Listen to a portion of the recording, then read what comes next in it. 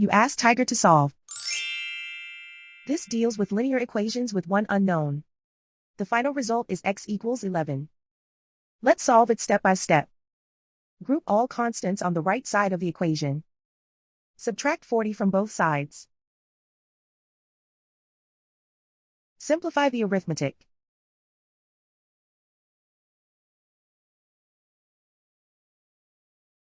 Isolate the x. Divide both sides by -7. Cancel out the negatives. Simplify the fraction. Cancel out the negatives. Find the greatest common factor of the numerator and denominator.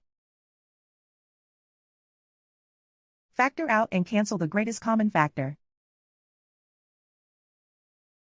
And so the final result is x equals 11.